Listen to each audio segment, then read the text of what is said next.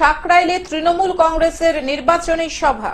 হাওড়ার সাকরাইল বিধানসভার চাপাতলা মোড়ে আসন্ন 2024 লোকসভা নির্বাচনে হাওড়া সদর কেন্দ্রের তৃণমূল কংগ্রেস প্রার্থী সর্বভারতীয় তৃণমূল কংগ্রেস ক্রীড়া সেলের সভাপতি অর্জুন পুরস্কার জয়ী প্রাক্তন জাতীয় ফুটবলার প্রসূন ব্যানার্জির সমর্থনে এক সভা অনুষ্ঠিত হলো। উপস্থিত ছিলেন বিধায়িকা প্রিয়া পাল, সাংসদ পদপ্রার্থী প্রসূন ব্যানার্জি, জেলা পরিষদ ও পঞ্চায়েত সমিতির নেতৃত্ব।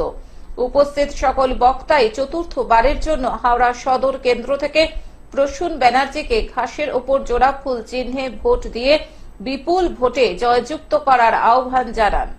সভায় মহিলাদের উপস্থিতি ছিল চোখে পড়ার মতো। লোককে ধরে নিয়ে যাচ্ছে, ঘরের ভেতর ঢুকে পড়ছে, মহিলাদের রেখে দিচ্ছে। কি লজ্জা একদম ফেরে নিয়ে আসছে।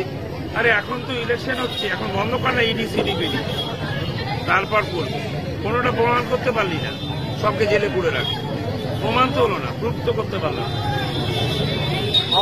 হাওড়ার মানুষ বলে থাকেন সিপিএম কোনো ভোট নেই, আর সিপিএম একটু ভোট পেলে আমরা খুশি, তাহলে বিজেপিটা আর একটু দূরে চলে যায়। তো এরা এসছে আমাদের ক্ষতি করার, এগিয়ে নাই বলছে। আমরা তৈরি, মানুষের কাছে আছি, মানুষের সঙ্গে যাচ্ছি, কোনো ব্যাপার নেই। আমাদের ন্যায় বিরাট ছবি হয় না। হ্যাঁ, টিভি পেপার সব ওরা নিয়ে নিয়েছে, কিন্তু আমাদের মানুষ ভালোবাসে, কোনো অসুবিধা নেই। আমি বলছি, আমি ভেরি সিরিয়াসলি, আমরা পারবো, আমরা কাজ করছি। একজনকে দুজন খারাপ হলো তাতে দল হয় না। দলে লাখো লাখো লোকে বাচ্চা মেয়ে থেকে আরম্ভ করে বড় লোক সবাই কিন্তু তৃণমূলকে ভালোবাসে। হাওড়া থেকে কৌশিক ঘোষের রিপোর্ট, গ্লোব নিউজ। এখন থেকে গ্লোব টিভি দেখুন আপনার স্মার্টফোনেও।